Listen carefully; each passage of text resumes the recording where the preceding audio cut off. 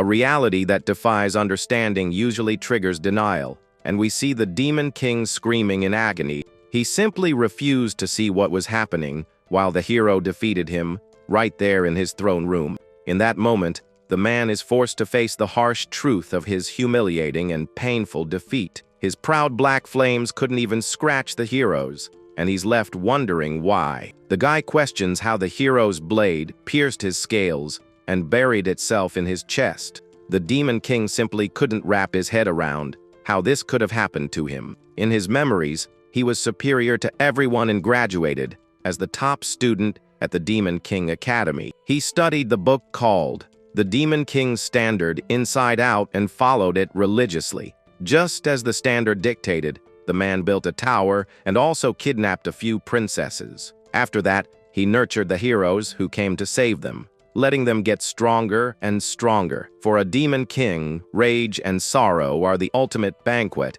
and taking them out early would be a waste. The standard taught that fattening them up before devouring them makes the meal much more delicious. He followed the standard more faithfully than anyone, and world domination was just a matter of time. With that, he absorbed the sorrow and rage of countless beings, including the heroes themselves. Thus, he became a demon king stronger than any other that had ever existed in the world.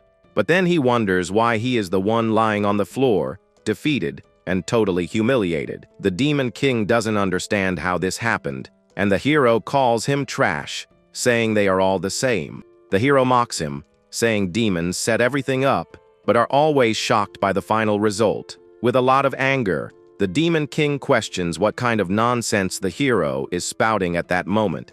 Then the warrior explains that they always kidnap the most famous princess to send a signal. The hero calls the Demon King stupid, and says if it were him, he would have finished off the king to throw the kingdom into chaos.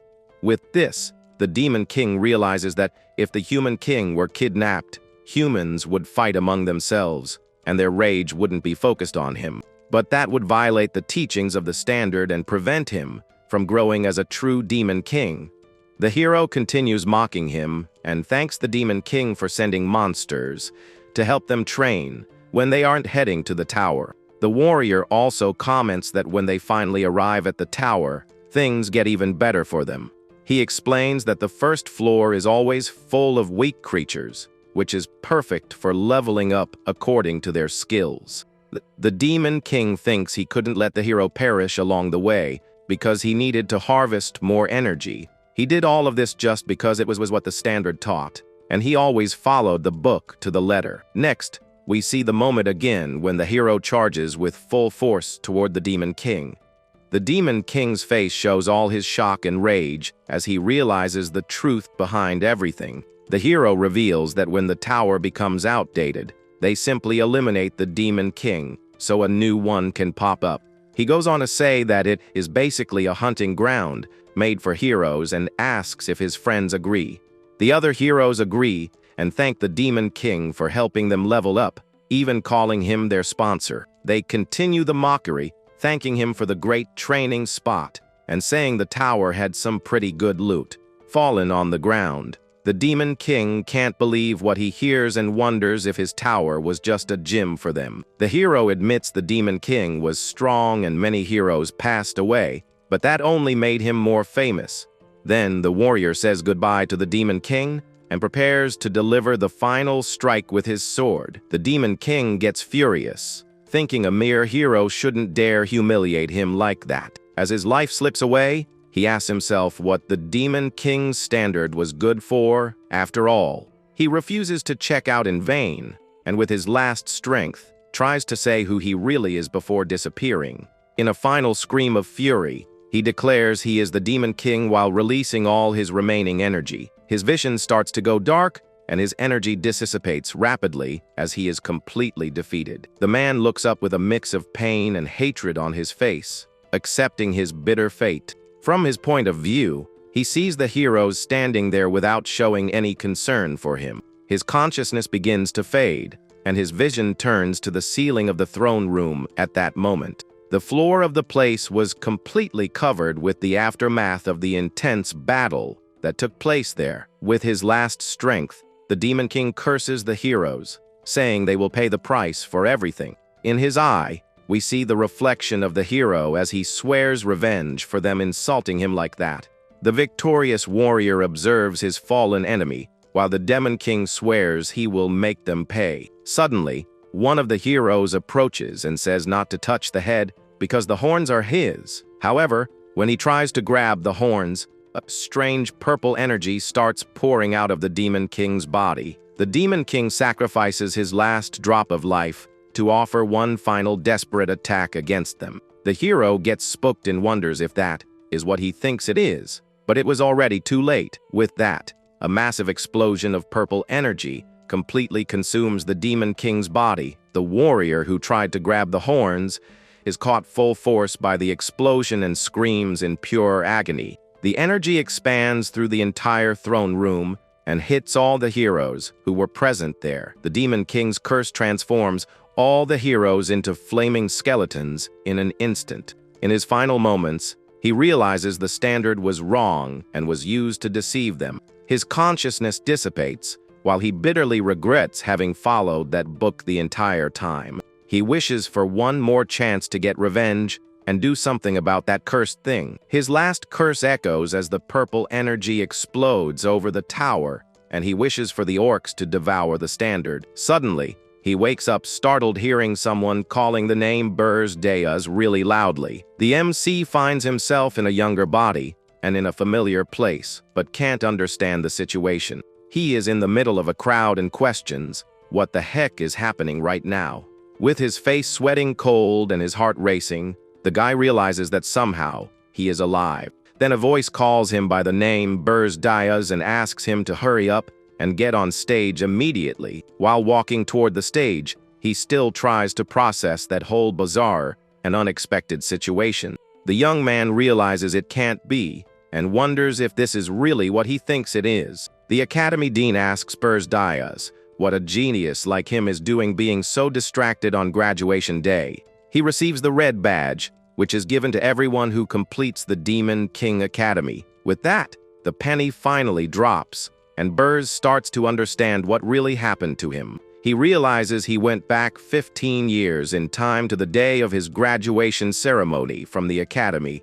Burz doesn't know why he returned to the past, but he understands that this is a huge opportunity for him. Next, the class valedictorian, Burz Deas, is called as the representative to read the oath of the new Demon Kings. In front of everyone, he faces the projection of the Demon King's standard and its 6 main rules. Burz stares at the Demon King's standard with a serious look full of contempt for the first time. He remembers how he memorized every syllable of those principles to which he dedicated his entire life. He recalls that it was that same garbage that led him to his end and turned him into a toy for the heroes. Looking at the other graduates, he wonders with disgust if he really needs to read that again. And the worst part is that he would have to swear to follow those rules for the rest of his life in front of everyone. We see the teachers and the den smiling with plenty of pride at their best student. But inside, Burz grinds his teeth in anger, remembering the humiliation he went through. Then the announcer calls his name and asks him to recite the great Demon King's standard. With a smile of pure hatred on his face, the guy prepares to give his answer. To the shock of everyone present at the venue, the MC simply refuses to obey. His classmates are completely confused by that unexpected attitude of his. He screams that he can't make such a stupid oath, because following the standard is the most idiotic thing to do. With hatred in his eyes, the guy prepares to say what the standard really is. Then he shouts for everyone to hear that the Demon King's standard is nothing more than complete trash. The MC's declaration leaves all his classmates completely shocked. One of the professors is so shocked by what he hears that his glasses break on their own. The Academy Dean also becomes completely furious and shocked by the guy's audacity. Burz's shout echoes through the great Academy Hall in that tense moment. It was at that moment that the Academy's greatest orator became the century's biggest lunatic. A powerful and imposing figure slams his hand down hard, demonstrating his immense fury. Archduke Arcane Blarimph says Burrs could be executed for insulting the Demon King's standard. However, the Archduke decides to give the guy one last chance to redeem himself for his mistake. He demands that Burrs take back what he said and apologize, or his post will be in a place called Arian. The crowd whispers that Arian is the dimension where demon kings go to expire, basically a death sentence. They wonder why give another chance to a criminal, since an apology isn't enough. The Archduke reminds him that Arian is the worst domain, where countless demon kings have already lost their lives. But to everyone's surprise, Burrs looks the man in the eye and says firmly to send him there. He declares he will go to Arian to prove that the Demon King's standards are nothing but a pile of garbage. With that, the Archduke calls him a lost cause and banishes him to Arian through a magic circle. Furthermore, he won't receive any privileges, and no demon will accompany him on his journey. Burrs is then thrown out of the demon realm and forbidden to return until he completes his mission.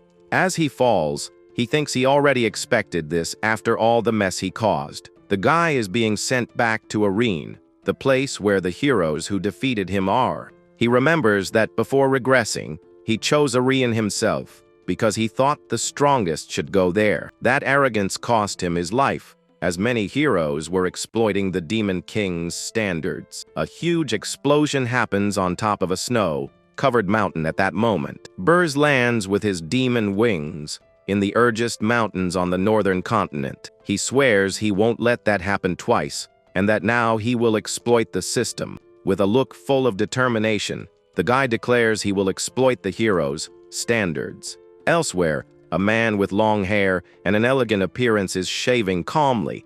Next, he buttons up his dress shirt, getting ready for some special occasion.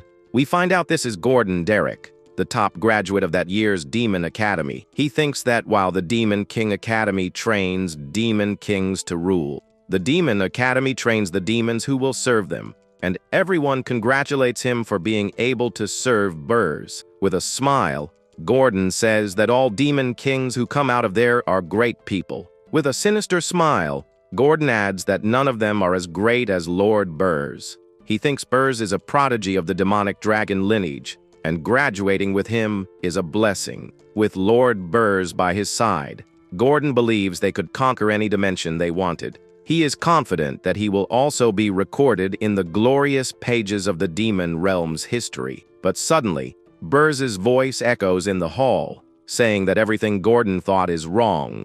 Gordon and the other students are shocked and confused by the guy's unexpected statement. The MC screams that the Demon King's standards are trash, leaving everyone even more astonished. Gordon is so shocked by what he hears that his glasses break, and he panics. Back in the present, Gordon appears in the deep region of the Urgest Mountains on the northern continent. Even with the order that no demon would accompany him, Gordon is there to serve his king. The guy with glasses wonders why Burrs is there since they said no demon would accompany him. He turns around and sees the MC approaching him with a calm and determined expression. Burrs greets him and extends a hand to him in a friendly and surprisingly chill manner. Gordon asks why he did that, and Burrs plays dumb, asking what he is talking about. The glasses guy freaks out and says he insulted the standards, and now he will also perish in Arian. Burrs asks him to calm down so he doesn't pull his hair out, but Gordon screams that hair isn't the problem.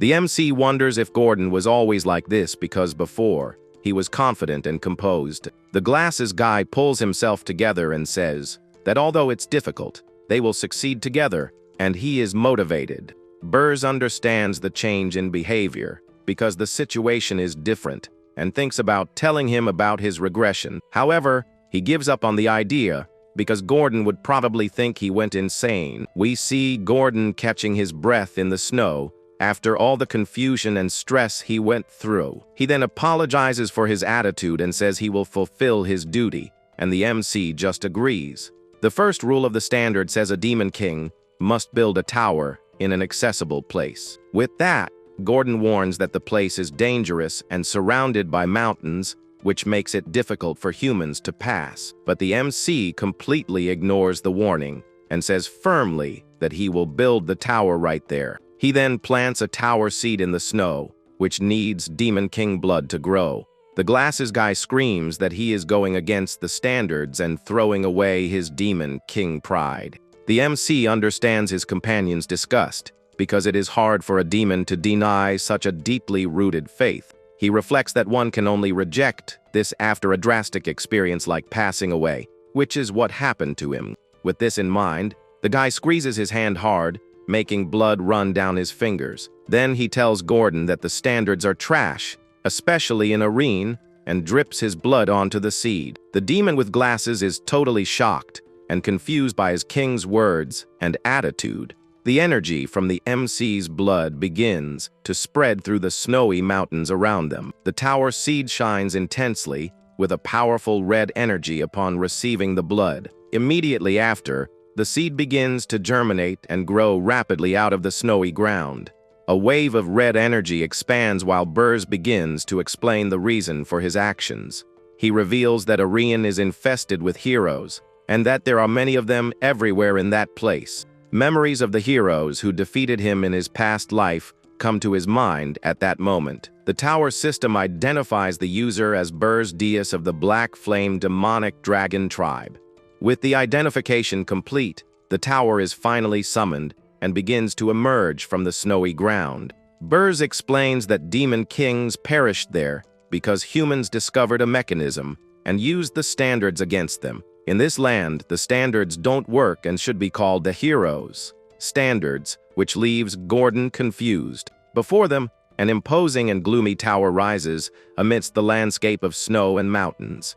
Gordon looks up shocked to realize that his king really summoned the tower in that forbidden place. The MC then walks toward the tower entrance and calls his companion to enter. They enter the first floor of Burrs's tower and find a huge and completely empty hall. Gordon comments that there is nothing there, and Burrs says this is a suitable tower for a king without privileges. They reach the Demon King's chamber on the 5th floor and realize that all the floors are empty. The demon with glasses says that since the tower is built, they should at least follow the second rule. The second rule of the standards says the Demon King must kidnap a high-born prince or princess. Gordon then asks for permission to advise his king, and the MC allows him to proceed. He suggests kidnapping the Princess of Corzin to absorb the kingdom's rage and grow quickly. Gordon already expected a refusal, but Burrs surprisingly agrees with the plan, leaving him shocked. The MC says he already has a princess in mind and orders Gordon to guard the tower while he goes. With that, the glasses demon is relieved and thinks his king was just stressed about graduation. Then Gordon asks who Burrs is planning to bring to the tower while watching him at the door. The guy turns around with a serious look and prepares to reveal his true and bold plan.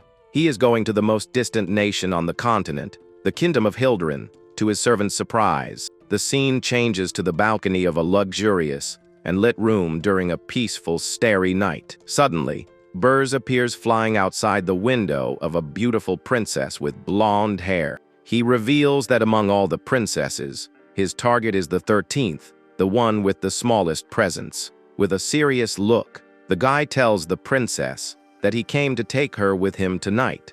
The princess stares at him with a calm and curious expression, without showing a shred of fear. With a soft and innocent voice, the young woman asks who he is and what he is doing there. Burrs introduces himself as the Demon King who came to kidnap her, making the situation very clear. Unexpectedly, the princess smiles and asks a question that leaves the MC confused. She asks if he is sure he can handle her, leaving the guy not understanding a thing. He finds the question strange and wonders if she is messing with him, since he is a Demon King. Then the princess extends her hands to him and says she will let him take her, which leaves him shocked.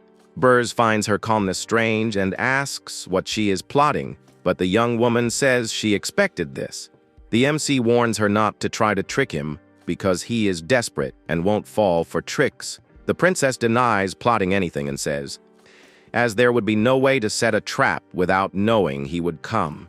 Burrs admits she has a good point, but still feels discomfort with that whole situation. The young woman then extends her hand to him and asks if they can go, leaving the guy even more suspicious. Back at Burrs's tower, We see him flying with the princess toward his snow fortress. Gordon welcomes him at the tower entrance and is relieved to see his king returned safely. Burs orders the princess to be left on the 4th floor and not in the prison, which surprises his companion. The glasses guy understands his king's decision since the princess didn't offer any resistance.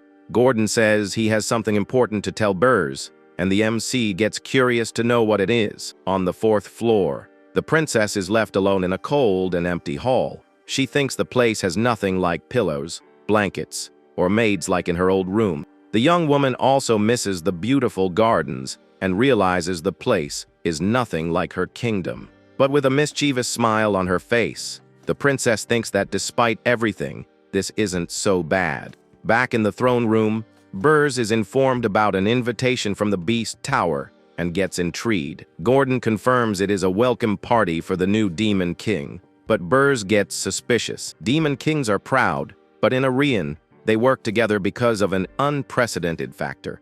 Burs ignored them before because he thought they were weak, but now decides to interact a little with them. The scene changes to the Beast Tower, an ancient and imposing structure in the middle of a forest. Inside, Draxon, the Beast Demon King, presents himself on his throne with a piece of meat in his mouth. He asks if Burs is the new Demon King and says he heard he mocked tradition. The MC asks if he is there to fight and tells him to just say what he wants. The giant beast laughs and says Archduke Arcane asked him to take care of Burs when he arrived. Burs calls him a noisy old vampire and thinks sending him to Arene wasn't enough. Draxon gets furious with the guy's audacity and says he has a lot of guts to talk like that. The Beast Demon King throws the piece of meat on the floor with enough force to intimidate the guy. He then orders Burs to lick the piece of meat and says he will forgive his impudence if he does it. The MC asks if Draxon doesn't know why he is there and says it's because he mocked the orthodoxy. With a mocking smile, Burs reveals that according to orthodoxy, demon kings cannot fight each other. However, the guy completely ignores the rule and lands a powerful kick on the Beast King's chin. The blow knocks the giant creature far away, and the sound of the impact echoes through the place. With a cold and determined look, Burs asks if Draxon really thought he would follow that rule. The giant creature feels the guy's powerful aura and wonders where all that energy comes from. Draxon retreats and says Arcane asked to see if he kidnapped a princess and threatens him. Burs interrupts him and reveals he already kidnapped a princess, leaving the creature completely shocked. He then turns to leave and says the princess he kidnapped is to his taste and liking. The scene changes back to Bursy's tower in the snow mountains where everything seems calm. Gordon congratulates him for showing the majesty of a demon king, and Burs says it was nothing. The MC orders Gordon to check the princess's condition and says he needs to learn how to use her. The window of the princess's room closes on its own, with a dry and creepy sound at that moment. Burs sits on his throne and thinks that if the other demon kings act like Draxon, things will get difficult. He realizes the consequences of mocking the orthodoxy are greater than he expected, but even with another chance, he would make the same choice, because he prefers to die than bow to trash. The guy decides to rebuild his foundation from scratch and not repeat the same mistakes of his past life. He checks his energy points and is shocked to see he has more than 13,000 points. The MC wonders why he has so many points, since he expected way less than that. Suddenly, he receives a video recording from the Beast Tower and gets curious to know what it is. Draxon congratulates him and says that despite the bad first meeting, he wants to give him something as a veteran. The Beast King says that what he achieved in Orion wasn't easy and is impressed with him. Burs realizes something is wrong with the message and with Draxon's suspicious attitude. Suddenly, Gordon runs in and says they have a very big problem on the 4th floor. The 4th floor of the tower, which was previously empty, is now covered by lush vegetation and butterflies. Colorful flowers sprout from the ground, and butterflies fly freely, creating a magical and unexpected scenery. Burs is completely shocked and speechless seeing the drastic transformation of the 4th floor. The system reports that the 4th floor of the tower is in the process of naturalization which leaves him confused. The princess greets him, and he realizes she created an entire ecosystem inside the magic tower. The MC thinks only someone who masters the four elements could do something like that. He realizes that only one person on the continent is capable of this, and that she is not the 13th princess. The young woman confirms his suspicions and says that, as expected, he confused her with her sister Alina. With his face sweating cold and heart racing, the guy starts to understand her true identity. She introduces herself as Hilderin, the first princess of the kingdom of Hilderin, leaving him shocked. The news of the first princess's kidnapping spreads quickly through the kingdom of Hilderin. The king is furious and orders the strongest heroes and the entire army to be gathered to rescue her. He swears he will end the foolish demon king and bring his precious princess back home. With a mischievous smile, Ernan explains that was why she asked if he could handle her. Burrs wonders how he didn't detect her mana, since he heard about a genius elemental mage. The princess reveals she can hide her mana with a ring that is a royal family heirloom. She asks if he wants to send her back, and the MC finds himself in a complicated situation. He thinks he will be ridiculed if he sends her back, which would make collecting demonic energy difficult. With that in mind, Burrs decides he needs to see that plan through, whatever the cost. Suddenly, the system detects a wave of rage directed at him, and his points go up to more than 19,000. Burrs says nothing changes, and that she is still his hostage, leaving the princess surprised and thoughtful. The scene changes to the kingdom of Hilderin, where chaos and fury have taken over the entire palace. The king orders them to finish off the foolish demon king and bring his precious princess back home. A counselor tries to calm the king, saying they still don't know which demon king did that. The king gets even more furious and screams that the princess was kidnapped and they are doing nothing. Suddenly, a man enters and says something is strange about the first princess's kidnapping. He reveals that the demon king of lust was recently defeated for kidnapping a prince. The counselors are shocked and thoughtful about the revelation and the strange coincidence of facts. The king squeezes the arm of his throne with enough force to demonstrate all his rage and frustration. With a look full of hatred, he deduces it must be a new demon king who appeared in Arian. A soldier reports that they found traces of teleportation magic heading north. The king is surprised and furious to learn that the destination of the magic is the Urgest Mountains. Burrs' tower rises imposingly in the middle of the snowy mountains, awaiting the arrival of the heroes. Gordon warns that the Hilderin army will arrive shortly and asks if he can handle everything. With a confident smile and a cunning look, the MC prepares to reveal his plan. He says it's fine, and that the kingdom of Hilderin won't be able to reach the tower. The guy explains that the tower is in the extreme north and the kingdom in the extreme south of the continent. Burrs continues saying that the nations on the way won't open passage for their army. Then they will be forced to hire a heroes guild to rescue the princess. Without another option, the king of Hilderin orders contact with the heroes guild. In the heroes guild, everyone talks about the princess's kidnapping and wonders who would do that. They refuse to go to Urgest because the place is full of monsters, and they don't want to risk their lives. Burrs explains that the guild won't budge because they only care about money and don't want to take risks. Gordon is surprised and thinks his king considered everything and doesn't follow the rules like the others. He feels that Burrs knows Arian very well, as if he had been there before, which intrigues him. The king of Hilderin is furious to learn that no hero wants to accept the job and curses them out. A counselor explains that the heroes in Arian care more about profits than honor. Burrs knows it will take time to form a group, and even more time for them to reach the tower. He checks his points but realizes the energy he has isn't enough to handle an army of heroes. The MC remembers the fear he felt facing the heroes in his past life and knows how strong they are. With a plan in mind, he orders Gordon to contact Draxon and says he will sell demonic energy. The demon with glasses is shocked and screams in despair hearing his king's absurd idea. He explains that demonic energy is the currency of dreams, and allows one to transcend species limits. Burrs knows he can't stop the heroes with the energy he has, but with human money, he can do something. The scene changes to the fortress city of Holton Work, near the Urgest Mountains, where life goes on as normal. Burrs arrives in the city in disguise and is approached by two guards who question him about his identity. He introduces himself as a mercenary, but the guards get suspicious because he is heading to the mountains alone. The MC tosses a gold coin to the guards as a bribe and convinces them to let him pass.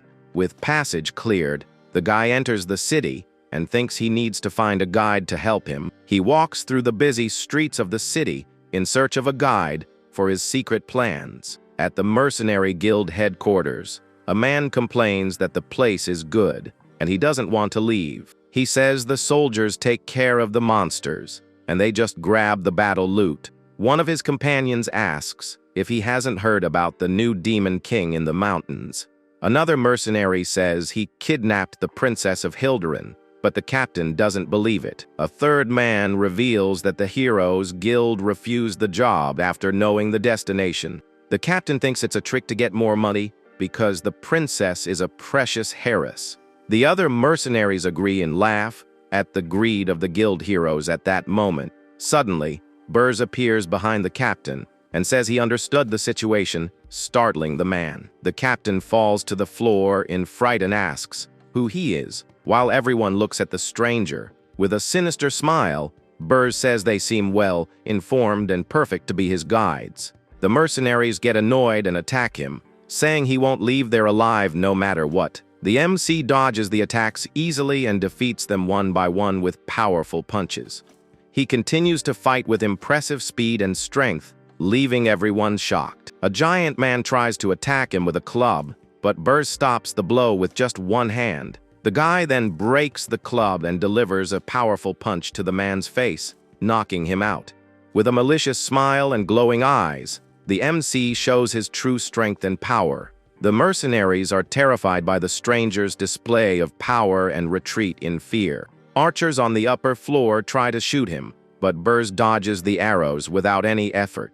He then throws a table at them with superhuman strength, defeating them in an instant. Outside, everyone is shocked and calls him a monster while Burrs gives them a beating. Outside, a mage comments that they are fighting again and wonders if they don't get tired. The guild floor is covered with defeated bodies as Burrs approaches the fallen captain. He interrogates the man and asks where the human market is in exchange for his life. The scene changes to a luxurious and imposing mansion surrounded by trees and a skull gate.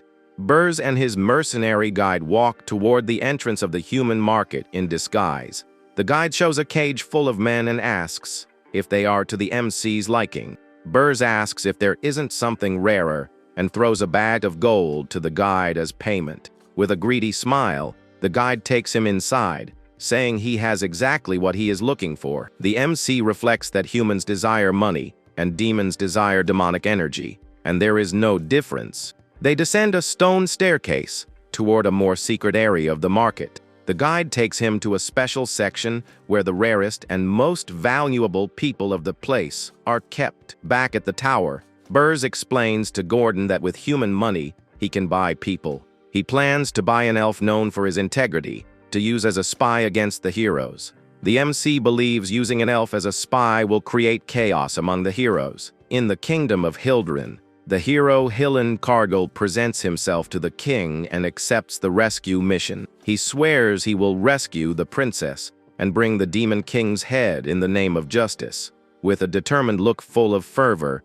the hero prepares for his dangerous journey. Burrs plans to use the elf as a spy to confuse the heroes and gain an advantage. He believes the elf's innocence will make his plan much more effective and unexpected. At the human market, the MC says he wants to buy an elf and that his guide will pay for him. Burrs asks if the guide objects, and the man denies it with fear while receiving the payment. The MC asks to be alone with the elf to confirm something, but the guide gets worried. Burrs says it's fine and that if something happens, the guide will pay for the mistake, leaving him irritated.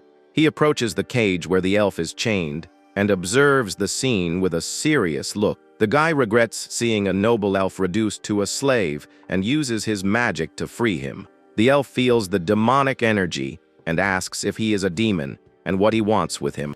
Burs offers him a chance to get revenge on the humans who captured and humiliated him. The elf finds the offer tempting but says he doesn't trust demons just as much as humans. The MC says he is different and promises his safety and freedom if he is loyal for 50 years. He explains that 50 years isn't much for an elf and is better than being humiliated by humans. The elf accuses him of being a demon who wants to destroy the world tree they serve. He also says it is strange for a demon to ask an elf for help, and Burs admits he is right. With a cunning smile, the MC decides to make an irrefutable proposal to the elf. He swears by the Demon King's standards that he will keep his promise and won't touch the world tree. In exchange, he asks the elf to swear by the world tree that he will give him loyalty for 50 years. The elf calls him strange but accepts the proposal if he goes that far to prove his word. He introduces himself as Granada of the Maple tribe and says he will make the vow when he sees the Demon King.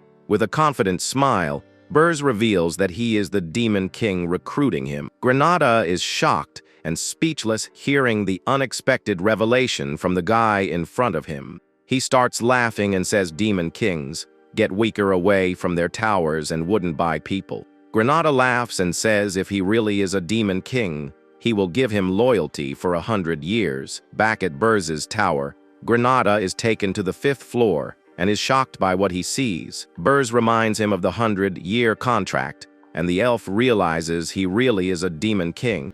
Granada screams that it is a scam and complains that the tower is empty and has nothing up to the 3rd floor. He continues complaining that there is nothing on the 1st floors and that the tower is a fraud. The elf despairs seeing that the 4th floor only has nature and no monster to protect them. He screams that at this rate, they won't last a year and that the heroes will destroy them easily. Burs reminds him of the contract and releases his demonic energy to show he isn't playing around. Granada feels the pressure of the demonic power and finally convinces himself that he is a Demon King. He remembers that no monster attacked them on the way because they didn't want to risk it with a Demon King. With this in mind, Granada kneels and swears loyalty to Burs by the world tree for 100 years. He believes he will play an important role in the Demon King's evil plan and will have his revenge. But to his surprise, Burs asks him to prepare a meal, leaving him completely confused. Granada is shocked and speechless at the Demon King's unexpected and trivial request. He, who expects to be part of an important plan, is now in the kitchen preparing food. Princess Ernan appears and offers to help cook, leaving the elf even more confused. In the dining room on the 5th floor, Burs and his companions sit down for a meal. Granada asks if the woman is the Princess of Hilderin, and Burs confirms it is Ernan Hilderin. The elf freaks out knowing he kidnapped the crowned princess and screams that he is crazy. He despairs and asks how they are going to stop the heroes with an empty tower and no defenses. Burs says that was why he bought him and orders him to sit and eat, leaving the elf confused. The MC praises the food, and the princess says she helped, leaving Granada even more lost. On the 4th floor, Burs says that if the heroes get there, it will already be game over for them. He reveals that Granada will disrupt the human world in his place, and the elf understands he will be a spy. The MC says he needs to test his skills and challenges him to a fight right there. Burs offers to fight with one hand and no demonic energy and reduce the contract if he wins. Granada accepts the challenge and prepares to fight with everything to earn his freedom back. The elf advances with impressive speed and attacks the MC with a series of blows. He uses the mana from the environment to strengthen his attacks and surprises Burs with his skill. The MC praises his moves and realizes he absorbed the mana from the 4th floor. Granada screams that he chose the wrong opponent and place and prepares a powerful attack. He uses his magic to trap Burs with vines and leaves him vulnerable to a direct attack. The elf advances to deliver the final blow and screams that he will take his 50 years back. With a sinister smile, Burrs says that should be enough to test his skills. He transforms into his demonic form and reminds Granada who his true opponent is. The MC says he won't use demonic energy, but will control his strength so as not to kill him. Granada is terrified by the transformation and Burrs' aura of power and tries to retreat. A large explosion happens in the tower, and the sound echoes through the surrounding snowy mountains. The scene changes to the mercenary headquarters in Horton Walk, where life goes on normally. The mercenary guide who helped Burrs appears, with eyes shining with gold and an expression of happiness. Burrs says he wants to hire the guide for a year, and the man accepts excitedly and asks for the budget. The MC throws a bag full of gold as a deposit, leaving all the mercenaries shocked. The mercenaries swear loyalty to their captain, and he thinks about getting a new squad. Burrs orders the captain to put a man on his team to transmit his orders, and he accepts. Granada appears with his face all bruised and introduces himself as the new team member. The mercenaries are shocked and afraid seeing the elf state after the fight with Burrs. They start crying in fear and regret for having challenged such a powerful man. The mercenaries unite in a group hug and accept Granada as their new companion. Burrs observes the scene and thinks that despite being mediocre, they are experienced and hard to find. He knows the only hero who would answer Hildren's call is Hillen Cargill, the demon slayer. The MC gives the mercenaries their first mission and orders them to investigate the hero, Hillen Cargill, with a serious and determined look. He orders them to investigate the hero hired by Hildren. The mercenaries accept the mission with enthusiasm and prepare to leave immediately. Back at his tower, Burrs thinks that now that he delegated the task to Granada, it is his turn to get stronger. He observes the monitoring screens and prepares to start his own training and strengthening. Demonic energy can be used to upgrade the tower or the Demon King himself. The only way for Burrs to get stronger is through the Spirit Flower, a mana crystal. In the Urgest Mountains, nature is untouched, and spirit flowers absorb mana naturally. With that, their energy becomes even more refined and powerful, a true treasure. Burrs tells Gordon he is going to look for some spirit flowers to increase his power. Gordon warns it is risky to go without preparation, and that the monsters will attack him at the first opportunity. Burrs says he can handle the monsters, but finding the flowers will be difficult without a mana detector. Suddenly, they hear knocking on the door, and wonder who it could be at that moment. Princess Ernan appears with a slime on her head, and asks if they are busy. The two are surprised by the princess's sudden appearance, and don't know how to react. The scene changes to Burrs and Ernan leaving the tower, with the princess's spirits floating around. Ernan says she is excited and reminds Burrs of his promise to let her decorate the 4th floor. The MC agrees as long as she finds the spirit flowers and wonders how far she will go. The princess is happy and thinks she didn't expect to be able to leave the tower, and that it was good to have checked. She pets one of her fire spirits with a gentle smile and prepares for the journey.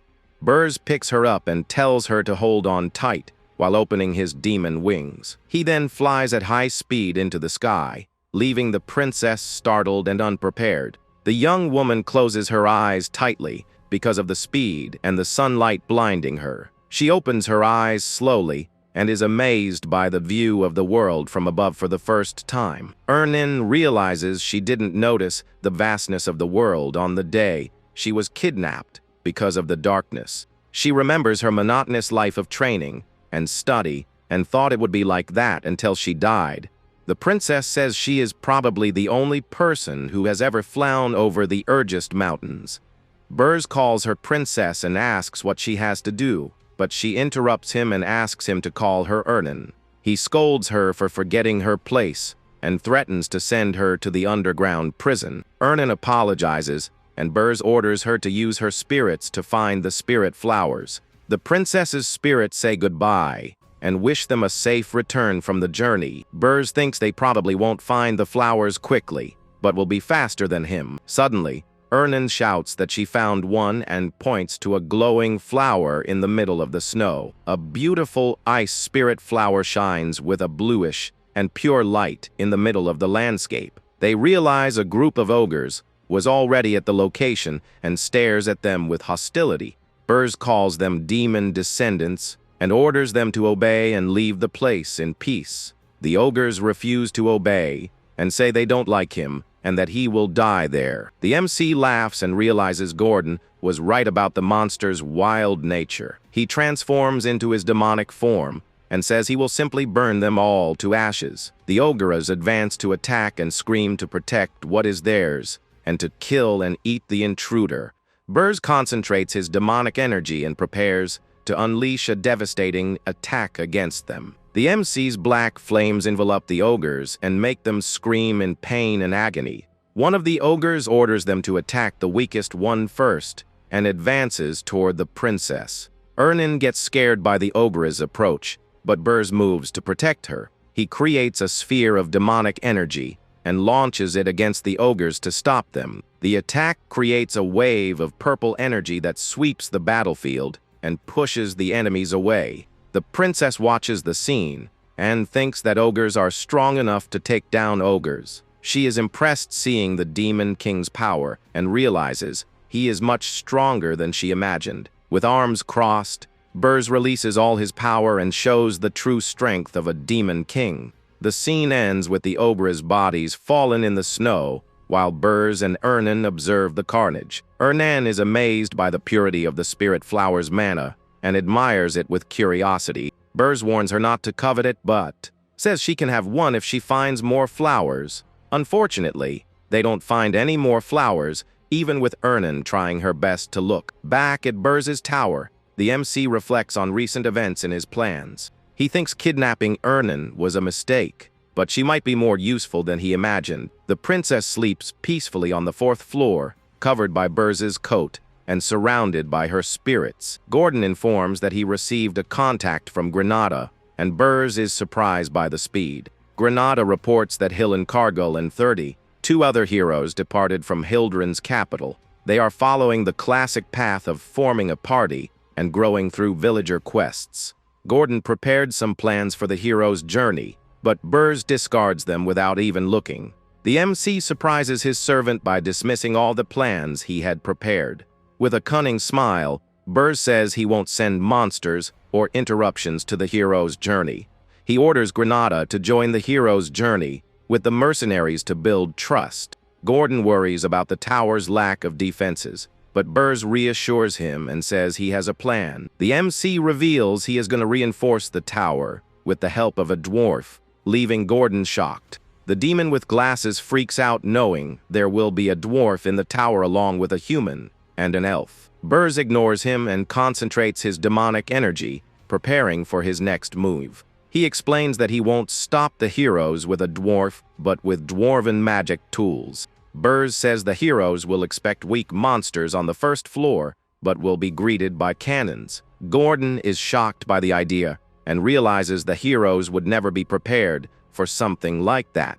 Gordon shakes his head in denial and says that even so, this is very far from the standards. He turns around and sees that Burs has already disappeared from his throne, leaving him alone in the room. The glasses demon freaks out realizing his king left for another kidnapping without warning. The scene changes to Wolfner, the underground city of dwarves, where life follows its rhythm. A dwarf blacksmith works in his forge with skill and concentration, shaping the hot metal.